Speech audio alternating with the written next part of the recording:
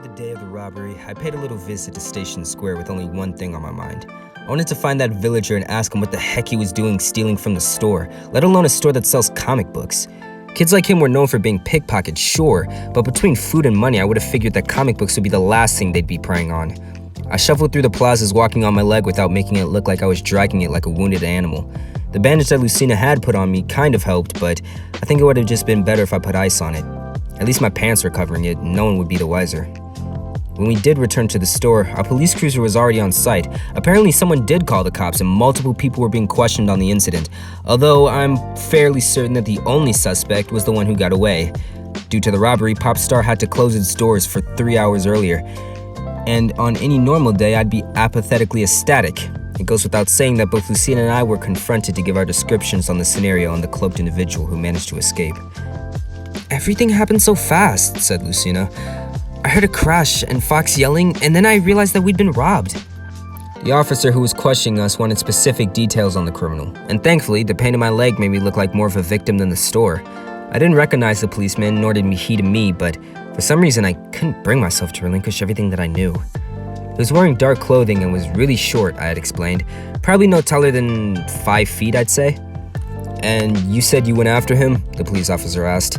"I did, in fact. He got away before I could stop him, though. The only thing I could save was this comic." They had confiscated the issue of Alpha Sapphire, but honestly I doubt they were going to get any useful information from that. A fingerprint scan would only get them so far in a city filled with so many villagers, not to mention that any real thief would have been wearing gloves upon leaving the store. I just wanted these cops to get out of my face. They make me anxious. Eventually, after the questioning, we had to meet up with Fox, and we also got to hear his side of the story. Apparently, the criminal had knocked over one of the comic racks on him, which explains the crash that I heard when the robbery took place. Those metal casings can be very heavy if not handled properly. I should know, since I'm the one that always has to set them up. As soon as Fox went down, the thief took the opportunity to grab what he could and make a break for it. We counted that approximately 13 issues of Omega Ruby and 9 issues of Alpha Sapphire had been stolen, not including the one that I had recovered. "Dang thing caught my leg," Fox told us. "I couldn't stand, so I did the next best thing and called Kuro. Good thing you're on your feet so fast, man." Of course, he was referring to the way in which I moved from the back of the store to the front of the store in less than 3 seconds. Not that I told him, but when you live in the streets for so long, you tend to pick up a thing or two about being alert. "I could have stopped him," I said, "but people kept getting in my way." "You tried your best," Lucina responded. "I'm just glad that it didn't get any worse." At the end of the day, comics were just comics. Sure, some of them were worth more than others, but the thing is that these comics that the villagers stole were brand new. Even Fox said that they were hot off the presses, meaning that if we needed more, we could just easily order some. Issues that ran for a lot of money were typically the ones that went out of print, but with all the hype that Pokemon drives around here, I doubt Omega Ruby and Alpha Sapphire will die anytime soon. That leads me to wonder why, though. Why would the villagers steal comic books? And more importantly, why was he trying to run away from me? "No point telling DDD since he's bound to find out sooner or later," said Fox. In any case, the store's closed for the day. Fox locked up, but the police stuck around for a little while longer. If they had gotten everything that they needed from me, I was perfectly fine with getting the heck out of here. With Fox and Lucina being from the East End, he gave her a ride home. He also asked me if I wanted to be dropped off at my place. "I can walk it," I said. "My leg is fine." But in reality, I wanted to say something along the lines of refusing to let these two anywhere near the vicinity of my home. "You should really come with us, Kuro," said Lucina seriously. "You're hurt. Bad." "I already told you I'm fine," I remember saying to her, but I also remember demonstrating how fine I was by hopping around on the sidewalks and falling over miserably. I have to stop by a couple places anyway on my way home." "Are you sure?" asked Fox. "Yeah, don't worry about me. Besides," I fluttered the wings on my back, "I can always fly home if it gets bad." That seems to convince them, despite the fact that I can't actually fly. But they don't need to know that either. No one does. "Okay, well, have a good weekend then. See you next week. Bye." And now here I am in Station Square, hobbling around like an old man with a stick up his... Whatever. It wasn't so much my leg, but my ankle, which stung needlessly every time I bent it or went it back or forwards. I must have landed on it somehow during my encounter with the villager, yet another reason why I was so keen on finding him. I need to pay him back for the deed. As per usual, Station Square was bustling with downtown activity, amplified even more by the fact that it was a Friday night. The main strip was walkable, but as most people were either loitering in groups or occupying themselves with the shops and booths. I had to decline a smoothie from the DK Bros this time, although the thought occurred to me that putting a smoothie in my shin might have helped with the healing process. Other vendors I passed by I tried to ignore, despite them trying to wave or get my attention. Unlike any other nights, I was here for business, and I wasn't about to let that reason slip by me unnoticed. I scanned the plaza, looking for any sign of the pickpocketing villager kids. They all shared a similar shape, being short with somewhat large heads.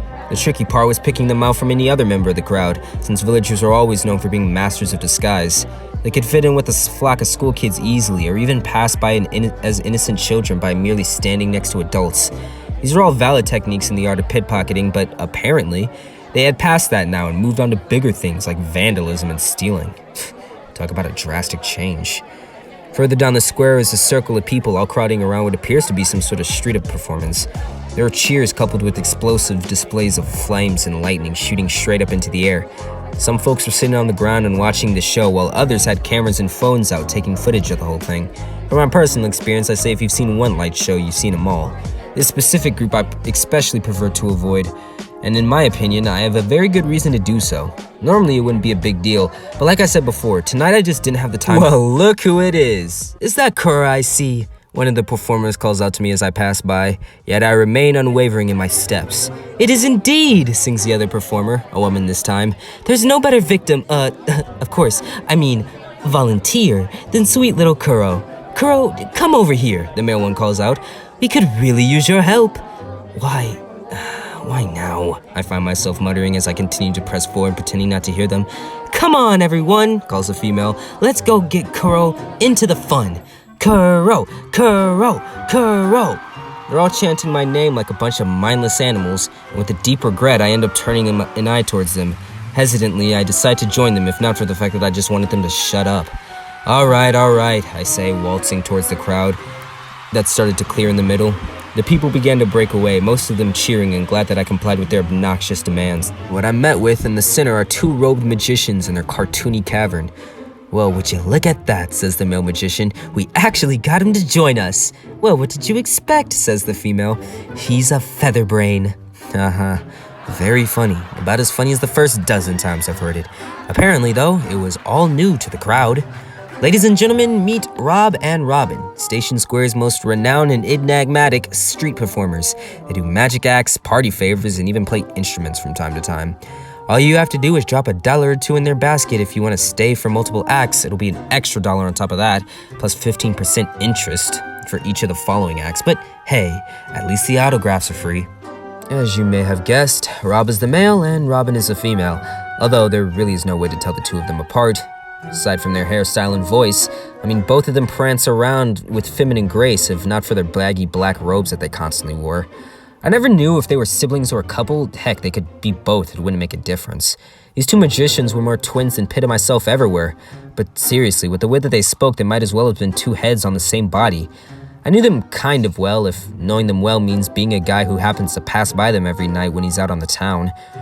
Even I get mixed up with them sometimes, so always make sure that you remember, Rob is male, Robin is female.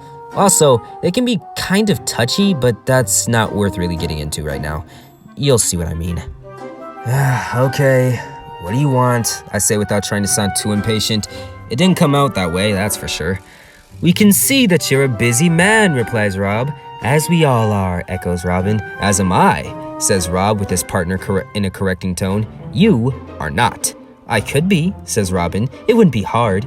It would be easy for someone like me, for I am a he. She could be a he, if one wished it to be. I rolled my eyes at their playful banter. Yes, their conversations usually went like this. She cannot be a he, for he cannot be a she, says Rob. He can if he wants, replies Robin. It would be fairly easy.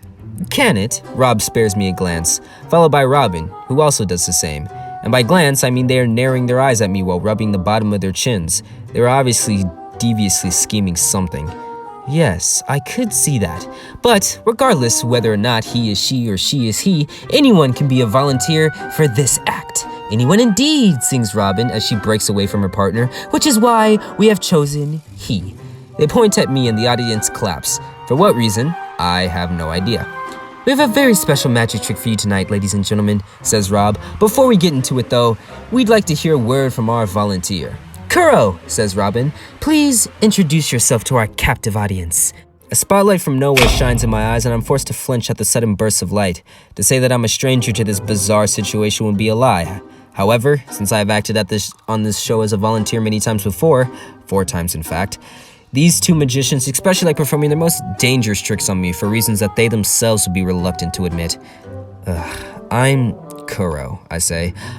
He's an angel, if you didn't already know, says Robin for me. He's not very outspoken about it, but if you ask me, I think those wings speak for themselves. Fun fact, chimes Rob. Kuro has a twin brother who looks almost exactly like him, except with brown hair. That's a double dose of angel fever for any of you ladies out there. I hate that this comment gets more cheers from the crowd. Also, I don't know how these people know about Pitt, since it's not like I ever talk about him on a regular basis. I've been in this area for years though, so who knows how or when it came up in the first place. Tonight, we will be performing one of the most dangerous acts in the history of magic acts, says Robin. That's right, continues Rob, waltzing over to the larger shaped box in the middle of the square. He wheels it over to me and pulls the drape off of it, revealing a purple storage box with purple bright stars painted all over it. Tonight, we'll be performing The Burning Man. The crowd gasps, yet I remain indifferent. As scary as this trick sounds, I've actually done it a few times with them before. Basically, what happens is that I climb into the box, they cover it up, and then they light it on fire. They let it burn for about a minute or 2, and then douse the flames. Now, most people would expect that after this I'd rise out of the box, but instead, when the box is open again, my body will be gone. Where will I disappear to? With any luck, somewhere far, far away from here. Is everyone excited? Asks Robin. Let me hear how excited you are. The gasping crowd soon turns into a cheering crowd, and that cheering crowd soon turns into a chanting crowd. There's a drum roll from somewhere as both Rob and Robin kick out some stairs from underneath the box, allowing me to step up into the soft casket and lie down. The crowd's chants become more creepy to me than anything, though, with their constant, burn, burn, burn. If I didn't know any better, I'd said that they wanted me to die. And now, lights, shouts Rob. A spotlight shines down on the lid of the box as it seals over me. I'm concealed in blackness. I fold my arms and wait for the grand finale. Here we go, I hear Robin say. Both of the magicians take a few steps back from my box. I anticipate them conjuring their infamous pyrotechnics from their fingertips. The crowd starts the countdown. 3, 2, 1, arc fire! The box is set ablaze, a shimmering burst of heat rocketing towards the sky. I hear some fireworks shoot off in conjunction with the people in the crowds oohing and eyeing. There's a little boy asking his mom why they lit the weird angel boy on fire, followed by her hushing him to stop talking and enjoy the show. Despite the size of the fire, my casket is completely safe. But accidents have been known to happen in the past with the 2 magician twins before. There was an occasion about a year ago when they had invited a young woman to place herself inside a box where they would perform the infamous cutting her in half act. It turns out that they had mixed up their magic saw with a real one. Thankfully, though, they caught themselves before it was too late. Ever since then, Rob and Robin have always made sure to ask the volunteers to sign a contract saying that if anything were to happen to their would-be assistants, they would not be responsible for any injuries, damage to properties, or lost items. Of course, I never had to sign any contract. Not because I didn't want to. No, it's because I didn't have to. Let me tell you something real quick about angels. It's a little known fact, but the thing that sets us apart from humans actually has nothing to do with the wings on our back, nor does it have to do anything with our quick reflexes and agility. The difference is buried somewhere much deeper, somewhere closer to the heart. Basically, angels can't die. They just can't. Trust me, I've tried, and you can take that however you wish. You can throw us off the tallest building in the world, and while normal people would simply go splat, we'll pick ourselves up and dust off our sandals like a tumble on the playground. You can stab us, shoot us, heck, you could even shove a nuke up our butts. For all I care, I still won't go anywhere. We are immortal. Although it may sound like a blessing, it's actually more of a curse, especially since Pitt and I are the only 2 angels I know of in this world, doomed to walk amongst man. We live a life like immortal. It's a wonder how the Robin twins ever managed to figure that out about me, but I take it that Ashley dropped them a hint or 2 at some point in order to mess with me. Ever since they found that out, I've been their prime volunteer in the show, since a liability means nothing when you can't harm a man that can't be killed. I think I smell something burning, says Robin with a grin. It's the casket, you twit, replies Robin equally. Have you been sleeping this whole time? I just woke up. The smoke must have got in my lungs. Go back to bed then. I'll wake you up when dinner's ready. This nonsense continues on, and for a moment, I feel as though the crowd is genuinely concerned for my well-being. Granted, I've been in worse situations before. There were several occasions in the past where I've been held at gunpoint for reasons that I may or may not be put to blame. Those were fun times as well, but take it from me, getting shot in the ribs is not something worth experiencing. Neither is being burnt alive, as my wings tend to shrivel up faster than a peach on a summer sun. I may be immortal, but I still feel pain as much as the next guy. And I'd even argue that the pain between angels and humans are practically equivalent. One may ask, at this point, how someone might be able to go about killing an angel if they were supposedly immune to death's cold kiss. There's exactly one exception to this rule, and honestly, I doubt I'll ever have to resort to it in my lifetime. In order for an angel to die, he must be willing to give up his own life in order to save someone else. Now, obviously, this would imply giving up a life so that a human can live, which makes no sense to me, since all humans are born to die anyway. Prolonging the inevitable is just stupid, not to mention the fact that there's barely anyone on this planet whose life is worth saving anyways. Therefore, the purpose of that exception is pointless. And I swear to God, if I ever meet the God who came up with that rule for us, though that day will never come, which means that this, right now, is my life. This, me, right here in this burning casket is the person that I'll forever be so long as I continue to walk this earth. Hello, my name is Kuro, and I couldn't care less about how your day is going. I'd say that we let him roast for long enough, I hear Robin say. Why don't we open up this thing and see how he's doing? That's my cue to exit the sweaty coffin, and I do so without hesitation. A lever under my right hand reveals a compartment beneath me, while the bed that I'm in tilts my feet towards the ground. What follows is essentially a miniature slide that sends me shooting down an open manhole that the burning box was strategically placed above. The skirt around the bottom of the box shields my escape, and in less than 5 seconds, I'm climbing back up to the surface some 20 feet away from the main event. I pull myself from behind the magician's cavern, the crowd chanting and watching as Rob douses the flames with a bucket of water. I spare a glance at the scene just as the remaining steam dissipates in the air, noting that the little boy from before is leaning forward with his mouth agape. Boy, is he in for a surprise. "The lights are on," sings Rob. "The stage is set," echoes Robin. "And the angel speaks no more," they say in unison. They strike a pose as the lid to the casket slams open from a gale of force. Black feathers mixed with colorful party favors end up shooting into the air from within. The audience cheers while some of them remain in awe at how they were able to pull off such a cunning trick. Where did Kuro go? "I don't know, sweetie," says the mom to her kid. "Didn't you like the show? Did he melt?" the boy kept asking her. That would be one painful way to go through for sure. "Thank you all for coming," says Rob, his partner closing the lid and wheeling the casket back to the cavern. "We hope to see you all tomorrow night for another spectacular show." He pulls some rose petals out of his sleeves and showers the crowd with them. I admit, I still can't figure out how he does that. As expected, some people decide to stick around and receive autographs and whatnot, but at this point, I've overstayed my welcome. They'll be wondering where I came from if I show my face around here tomorrow. I unceremonially make my escape, shuffling through a pack of bushes and to cut across to the nearest clearing.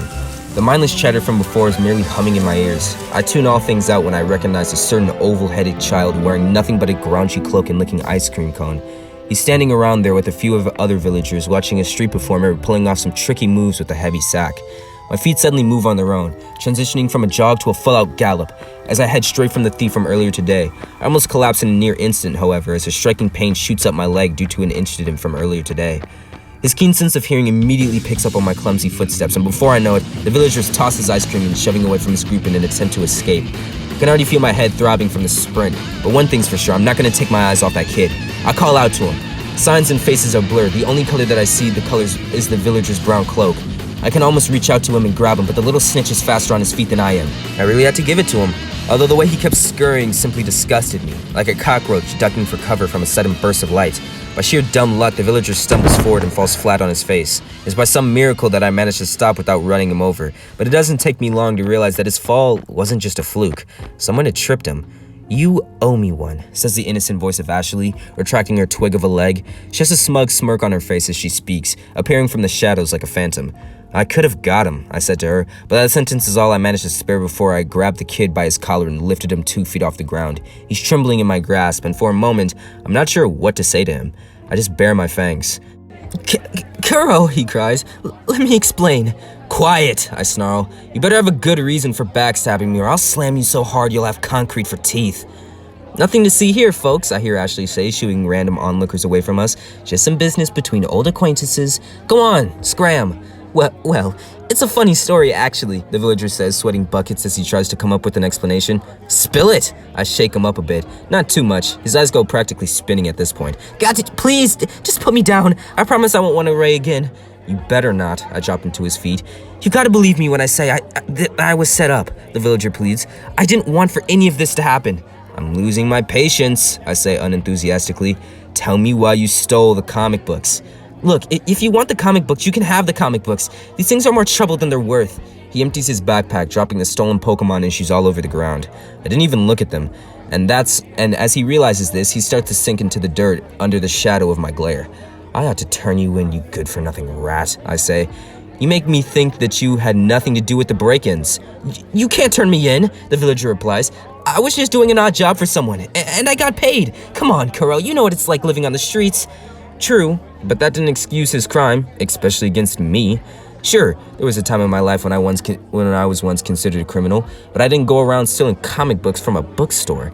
I planned my heist, specifically targeting snooty businessmen and pompous rich folk who would sooner wipe their butts with $5 bills than drop a quarter on the church. I didn't just do it for myself. I was doing the whole world a favor. It didn't change the fact that you interfered with my business, I say. I swear, look, I didn't know that you were working there. I was just told to steal some comic books. Who hired you? Ashley asked. And you better not lie, or else Kuro will beat you to a pulp and string you on a clothesline. I frown at her, but she responds with a courteous grin, as if making my threats for me is a good thing to do all the time. I'm sworn to secrecy, the villager says seriously. To be honest, I don't even know who it is. I just got a letter yesterday that told me I had to do it. And when I got home, I found 80 bells stuffed under my mailbox. Now, I got these comics and I don't know what to do with them. His explanation is suspicious. Yet, there isn't a name that I know of that would fall under a title of anonymous robbery orchestrator. Thinking about it, it kind of made the situation even more complex. If the villager was just a hired hand, then the person who hired them would be after the comic books. Was it spite to Popstar or one of its employees? Or perhaps it was a way to get my attention. Do you have the letter? I ask. Almost immediately the villager fishes out a note from his pocket and hands it to me. The paper is worn, kind of brown, and the writing is in black ink. Ashley scoots closer to me to get a better look, but I ignore her.